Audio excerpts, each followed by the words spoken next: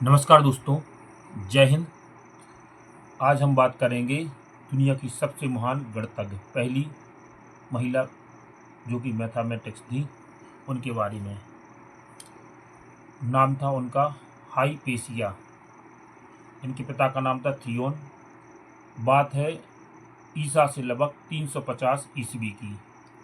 इनका जन्म हुआ था 350 से 370 ईस्वी के बीच में इनका जन्म हुआ था। गणित, बहुत से लोग कहते हैं कि महिलाएं गणित से दूर भागती हैं। उसका रीजन क्या है? उसका रीजन है जो आज हम कहानी आपको बताने जा रहे हैं वह है।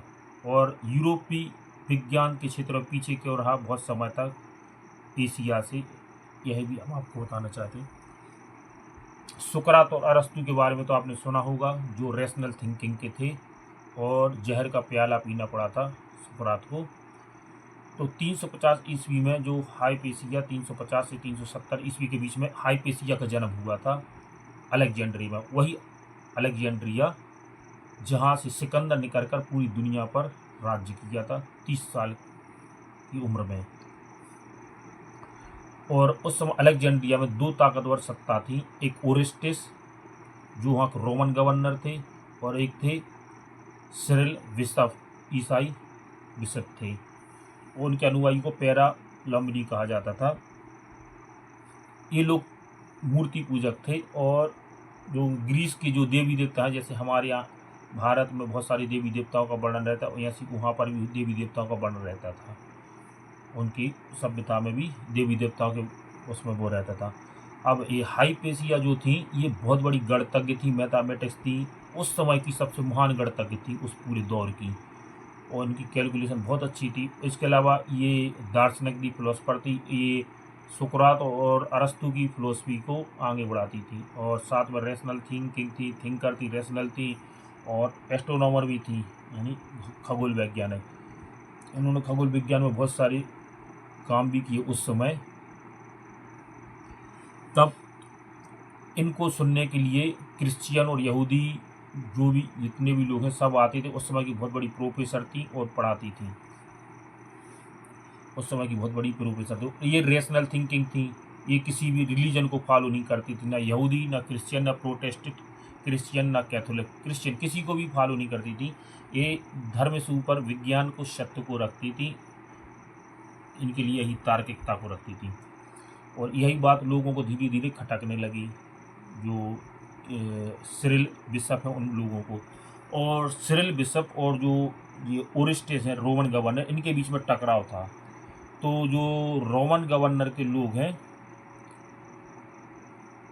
उनको लगता था, सॉरी रोमन गवर्नर लोग नहीं, जो सिरिल बिशप के लोग हैं उनको लगता था कि ये हमारे उन सिरिल के खिलाफ रोमन ओरेस्टेस को भड़का रही हैं, मतलब उनको भड़का रही हैं कि इनकी बातों को सलाह मत मानिए। और इस कारण से एक दिन ये अपनी बग्गी में आ रही थी, घोड़ा गाड़ी में, तो इनके जो अनुयायी हैं सिरिल बिशप के, इनको बग्गी से खींचकर, सड़क से खींच के ले गए और चर्च में ले गए, और बोला कि आप चर्च में जीसस को पकड़ लीजिए, हम आपको वहाँ पर प्रतिमा थी, उनको हम आपको माफ़ कर देंगे उनने, और हम आपको छोड़ देंगे, आप स्वीकार कर लीजिए।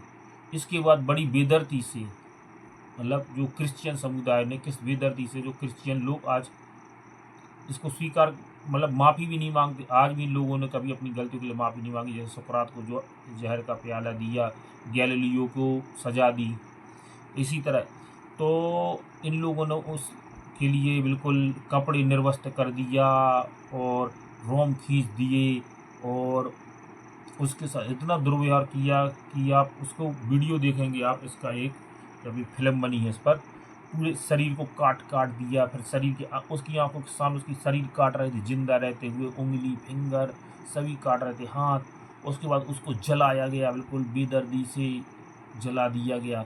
इतनी बेदर्दी से हत्या की गई थी, और ये किया गया था 415 ईस्वी में। और 415 ईस्वी में हाइपेसिया की हत्या कर दी गई थी।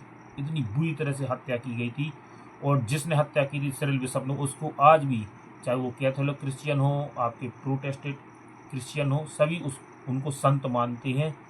आज उसके लिए संत माना जाता है, जबकि हाइपेसिया के लिए याद नहीं किया जाता। हालांकि अब हाइपेसिया को पहला शहीद माना जाता है, जो ज्ञान के लिए शहीद हुई थी, विज्ञान और ज्ञान के लिए शहीद होने वाली पहली शख्सियत थी जो। तो इतनी बेदर्दी से हत्या की गई थी। और उसके बाद 1250 साल बाद ही यूरोप में साइंस के क्षेत्र में कोई आया, गैलीलियो करके, उनको भी वही सज़ा दी गई। उनको भी माफ़ी मांगने के लिए मजबूर किया कि जब उन्होंने बोला था हाइपेसिया की तरह और सुकरात की तरह कि ब्रह्मांड का केंद्र पृथ्वी नहीं सूर्य है, और सूर्य के पृथ्वी चक्कर लगा दी। यही बात सुकरात ने बोली तो उनको जहर का प्याला दी गया था, और यही बात हाइपेसिया ने उस समय बोल दी थी, और उनको भी ये उनके साथ भी यही हुआ। और यही बात आपके गैलीलियो साहब के साथ हुई। इसलिए यूरोप में 1250 साल बाद विज्ञान आया। हालांकि हमारे एशिया की बात की जाए तो इंडिया में यहाँ पर भी मॉब लिंचिंग हुई, महिलाओं के साथ दुर्व्यवहार हुआ, उसके बारे में वीडियो बनाएंगे। लेकिन हमारे यहाँ इतना अत्याचार नहीं हुआ, वो हम बताएंगे इसके बारे में हमारी वीडियो में कि हमारे यहाँ भारत में क्या हुआ महिलाओं के साथ। ये क्रिश्चियन समुदाय में महिलाओं के साथ ऐसा ही होता था, चाहे वो जॉन ऑफ आर्क ले लें, उनको भी इसी तरह अंग्रेज़ों ने मारा था, क्योंकि उन्होंने अंग्रेज़ों को हरा दिया था। वो फ्रांस की तरफ से लड़की, और फ्रांस के राजा ने उनको बचाया भी नहीं था। विच हंटिंग क्रिश्चियन समुदाय में चलता था, जैसे भारत में सती चलता है। और इस टॉपिक पर हम चर्चा करेंगे आपसे हमारे अगली वीडियो में, महिलाओं वाली टॉपिक पर, कि महिलाओं को कैसे धर्म ने शोषण किया है।